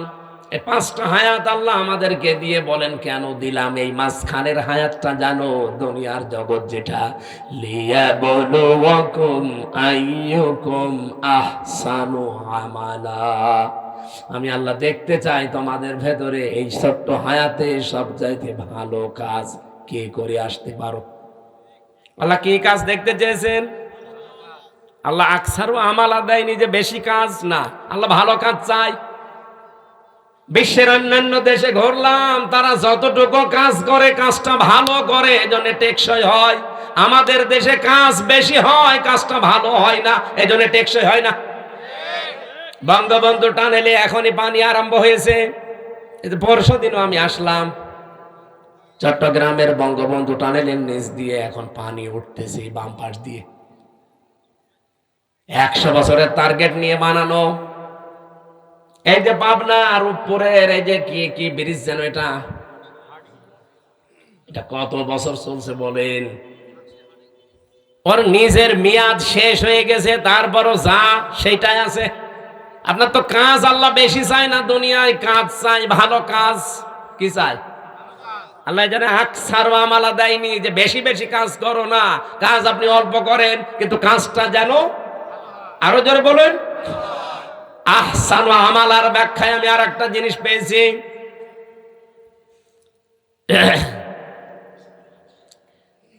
মরণের পরে যেহেতু একটা জিনিসের হিসাব আল্লাহ নিজে ধরবেন, তার নাম ওই যে মিজান। আমরা নাম শুনি যে মিজানের পাল্লায় আল্লাহ মাপ দিবেন। মিজানের পাল্লায় মাপবে না? কে মাপবে? আমল। বলেন বলেন। আমল মানে কাজ। কে বলেছে আমল মানে নেকি? নেকির আলাদা শব্দ আছে, আর সাওয়াবুন মানে নেকি, আর আমল মানে কিয়ামতে আমল মাপ দেবে। আমল মানে, আবার বলছি বাংলায়, বলেন বলেন, আর একবার বলেন ইংরেজিতে, ওয়ার্ক। খুব ভালো করে এই বিষয়টা নিজের সিরিয়ালে মিলাবেন, আপনার জীবন পাল্টিয়ে যাবে। আল্লাহ বেশি কাজ চাইনি, ভালো কাজ চেয়েছে। কেন? যেহেতু মরণের পরে আপনার কাজ মাপা হবে। আমার এবার প্রশ্ন এই দুইজনের কাছে, আর এখানে যারা আছে আলেমরা তাদের কাছে, সারা জীবনই শুনে আসলাম যে কিয়ামতের দিন আল্লাহ মাপ দেবে আমল কাজ, আর কি দিয়ে মাপবে? মিজানের পাল্লা দিয়ে। মিজানের পাল্লা মানে দাড়ি পাল্লা। এটা শুনিন, কিয়ামতে যে আল্লাহ মাপবে কিসের পাল্লায়? দাড়ি পাল্লায় মাপবে। কোরআন হাদিসে কোন জায়গায় পড়িয়েছেন যে দাড়ি পাল্লায় আল্লাহ মাপবে? আর আপনার কমন সেন্স নেই? এই যে এই স্টেজটা যদি এই ভাইকে বলি এটা একটু মেপে দেন, উনি দাড়ি পাল্লায় তুলে দেবে। এটা মাপার জন্য আলাদা একটা যন্ত্র আছে। কি দিয়ে মাপবে? ফিতা দিয়ে। কথা বলছেন না কেন? এই যে পানির বোতল দিয়েছিল, এখন যদি বলি ভাই পানিটা মেপে দেন, ফিতা দিয়ে মাপবে। কি দিয়ে? ওটা দাড়ি পাল্লা আছে, স্ক্যান আছে। আমার এখন জ্বর এসেছে, ওনারা যদি বলি ভাই মেপে দেন, পানির বোতল দিয়ে দেবে। কি দিয়ে? প্রত্যেকটা জিনিস দুনিয়াতে পরিমাপ করার যন্ত্র আছে। প্রতিটি জিনিস মাপ দেওয়ার আলাদা আলাদা যন্ত্র পাবেন, আর আলাদা আলাদা তাদের নামও আছে। এ পর্যন্ত বোঝেন কিনা? কিয়ামতের দিন যেহেতু আল্লাহ আমল মাপবে আমরা সবাই জানি, আর আমল মাপে দাড়ি পাল্লা দিয়ে যে 5 কেজি কাজ কোনোদিন 5 কেজি হয়? তাহলে কি মাপবে? যেহেতু আমল আল্লাহ মাপ দেবে, এটা দাড়ি পাল্লা দিয়ে কেউ আমল মাপে না, কোনো পাগলও মাপে না। আমল বা কাজ, ওয়ার্ক, এটা মাপতে হয়, পরিমাপ করা আলাদা যন্ত্র আছে, তার নাম গুরুত্ব। কাজ মাপতে হয় গুরুত্বের ভিত্তিতে। আপনি কি নতুন শুনছেন? জীবনে কোনোদিন তাফসীর পড়েননি নাকি এইভাবে পড়েননি? কিয়ামতের দিন আল্লাহ মাপ দেবে, আমরা সারা জীবন শুনে আসছি আমল, আর মাপ দেবে কিসে? মিজানের পাল্লায়। মিজান মানে যত তাফসীর আছে, যত অভিধান আছে আরবি পৃথিবীতে যত আছে নিয়ে আসেন। কোন জায়গায় মিজান মানে দাড়ি পাল্লা লেখা আছে? আছে। মিজান মানে মানদণ্ড, মিজান মানে ন্যায় বিচারের প্রতীক। এই জন্য হাইকোর্টে দেখেন সরকার একটা দাড়ি পাল্লা টাঙিয়ে রেখেছে, দেখেননি? হাইকোর্টে যেয়েছেন কোনোদিন? দাড়ি পাল্লা টাঙানো আছে। দাড়ি পাল্লা মানে কি? জামাত ইসলামের দাড়ি পাল্লা না। সরকার দেশের মানুষকে বোঝাতে চায় যে বাংলাদেশের কোন জায়গায় যদি ন্যায় বিচার না পাও, এই হাইকোর্টে আসলে ন্যায় বিচার পাবে। এই দেখো তার প্রতীক, দাড়ি পাল্লা দিয়ে দুই দিকে পাল্লা, একটাকে একদিকে ঝোলা আছে, সমান্তরাল করা, একেবারে সমান সমান। এখানে এসে ন্যায় বিচার পাবা, এটা ন্যায় বিচারের প্রতীক। কোরআনে কারিমে আল্লাহ এরকম একটা আয়াত দিয়েছেন, সূরা হাদীদের 25 নম্বর আয়াত, লাকাদ আরসালনা রুসুলানা বিল বাজ্জিনাত ওয়া আনজালনা মাআহুমুল কিতাবা ওয়াল মিজান লিয়াকুমান নাসু বিল কিসতি। এখানে 3টা বিষয় আছে। অবশ্যই আমি দুনিয়াতে রাসূল পাঠিয়েছি, 1 নম্বরে। 2 নম্বরে তাদের সাথে মিজান দিয়েছি। মিজান মানে মানদণ্ড, ন্যায় বিচার করার জন্য মানুষের ভেতরে মানদণ্ড কি হবে সেটা আমি দিয়েছি, তার নাম কি?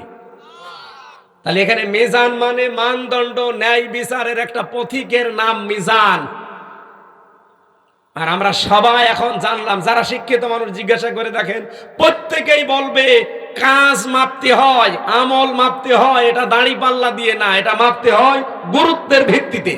আপনি কাজটা গুরুত্বপূর্ণ কিনা সেটা আল্লাহ দেখবে। এখানে গুরুত্বপূর্ণ কি কাজ বলেন? এই যে স্টেজের গুরুত্বপূর্ণ হচ্ছে খুঁটি আর সামিয়ানা। এই খুঁটি আর সামিয়ানা যদি না থাকে, গুরুত্বপূর্ণ এই দুইটা, এই স্টেজের কোনো দাম আছে? আর কেউ স্টেজ বলবে? কিন্তু গুরুত্বহীন অনেক জিনিস এখানে আছে। কি? এই যে এখানে যে রেহালটা আছে, এটা যদি না থাকে কেউ স্টেজ বলবে না। এই যে মাইকটা আছে, এই টেবিলটা আছে, এখানে যে সামিয়ানা দিয়ে রেখেছেন সুন্দর করে, যে লাল কার্পেট, এগুলো যদি না থাকে, ফুল দিয়েছেন, লাইট দিয়েছেন, বলেন তো এগুলো গুরুত্বপূর্ণ না গুরুত্বহীন? এত সহজ করে বাংলা ভাষায় বোঝানোর পরেও যদি না বুঝে, আমার মনে হয় আপনাদের কোরআন শরীফ, বুখারী শরীফ দেওয়ার হবে না, এখন বাকারি শরীফ লাগবে। কিভাবে বলবো বলেন তো? সারা জীবন কি শুনে আসলো যে কিয়ামতের দিন মিজানের পাল্লায় আমল মাপবে। আমল মানে কাজ।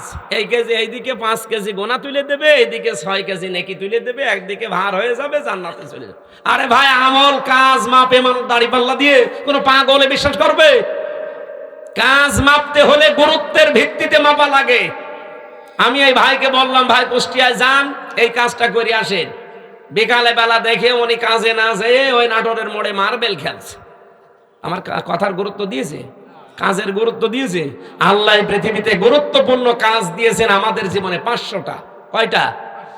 এই কোরআনে আছে 6666 আয়াতের 500 আয়াত শরীয়তের বিধান গুরুত্বপূর্ণ, যেটাই খুঁটি আর সামিয়ানার মতো। এটা না থাকলে যতই আনুষঙ্গিক কাজ করেন, একটা কাজের মূল্য থাকবে না। কারণ খুঁটি নেই, সামিয়ানা নেই, জীবনে এখানে কেউ আসবেও না স্টেজ বলি।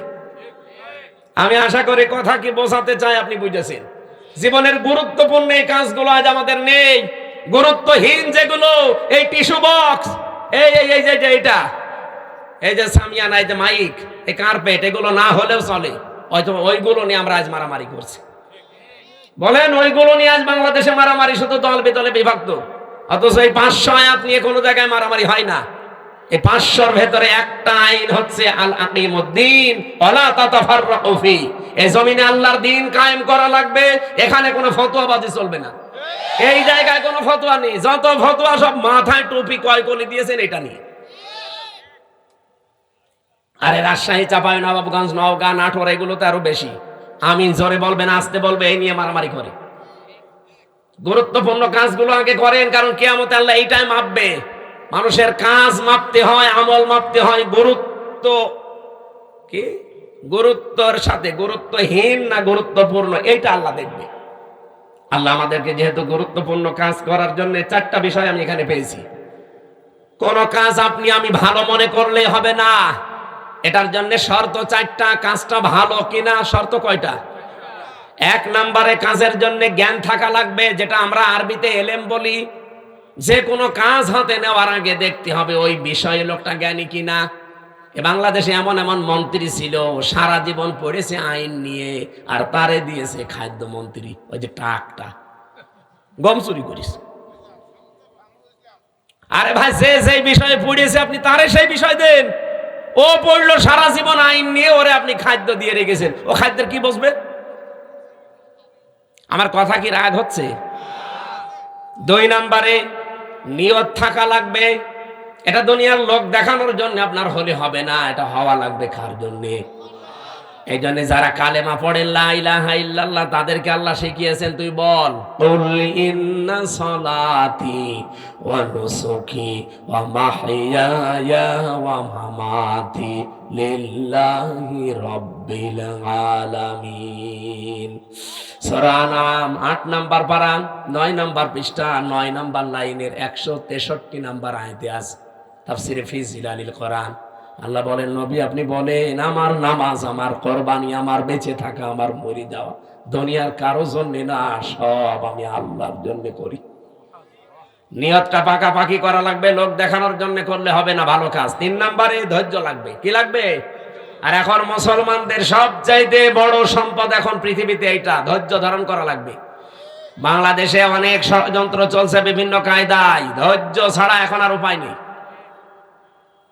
আমি ষড়যন্ত্রের নামগুলো বলতে পারলাম না। 4 নম্বরে ইখলাস লাগবে। কি লাগবে? যতগুলো তথ্য এখানে আমি লিখেছি, এটা যদি একটা একটা করে সিরিয়াল করে বলতে যায়, এখন তো 11:30, এত রাত পর্যন্ত কথা বলা ঠিক না।